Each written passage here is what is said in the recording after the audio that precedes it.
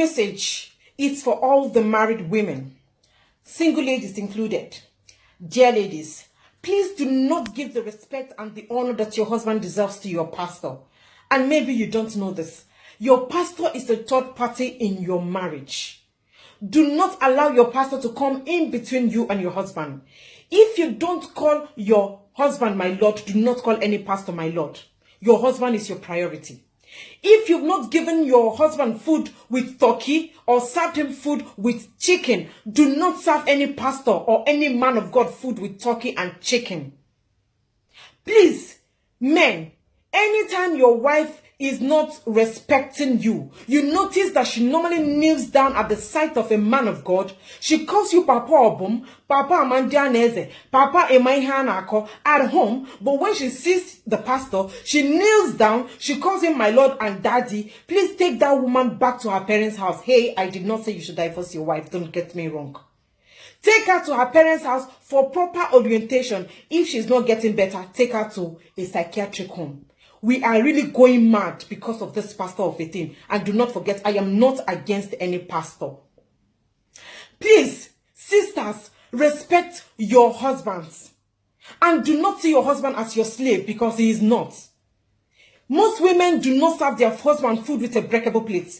But anytime they hear that their pastor is coming to the house, they will go and bring out the plate from where they hid it and serve their pastor's food with such plates. Meanwhile, you serve your husband food with rubber plates and plastic spoons. The ones that have upgraded are now serving their husband's food with stainless plates or that stainless spoon.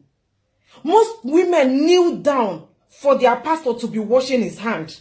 They are very patient to kneel down and wait for their pastor, but they cannot do that for their husband. Instead, they will tell the man to go to the kitchen and take care of himself. You will claim that your husband doesn't give you money to buy food in the house. But whenever the pastor is coming to the house, you will run to the market to buy the fattest of the chicken, fattest of the turkey. The pastor did not give you money, sister. So how did you manage to get the money? And the innocent pastor will sit down in the sitting room, scattering the turkey and the chicken with his mouth. Please, pastors, you need to start telling these women the truth. Start telling them truth, because most of you know that they have issues with their husband. Tell them to go and fix their home, because most women don't come back to the house immediately they close from church. They will stay in the church for 2, 3, 4, 5 hours. Others will go to the pastor's house. And they will leave their husband at the mercy of a house help or their children. You will go to the pastor's house. Most of them will be doing things that are very unnecessary. Some will just wash the wall. Others will climb the ceiling and be washing the zinc. If your pastor needs a cook, he should go and hire a cook. He needs somebody that will be cleaning the house for him. He should go and get a cleaner. He wants to wash his clothes, then he should go take it to the laundry, or he should buy a washing machine. I am not against pastors, and I am not against you doing anything for pastors. But whatever you're not doing for your husband, please do not do it for your pastor, because it's totally uncalled for. Women like pretending. We pretend a lot. Eye service. We know that all these things we are doing is just because don't let the man of God say, this one is a good member. You don't respect your husband and you want to respect your pastor. Does it worth it? Your pastor has a wife, for crying out loud, Sister Beati.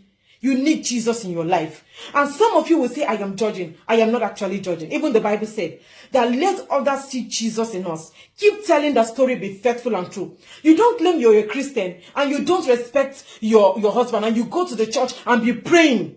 Prayer warrior. It deceives the non-wake. Please, if you have not started serving your husband food with stainless plates, with breakable plates, you have to start today. Do not call your pastor my Lord when you've not called your husband my Lord before. Most of us don't call our husbands pet name, but we'll go to the church and be licking the pastor's shoes.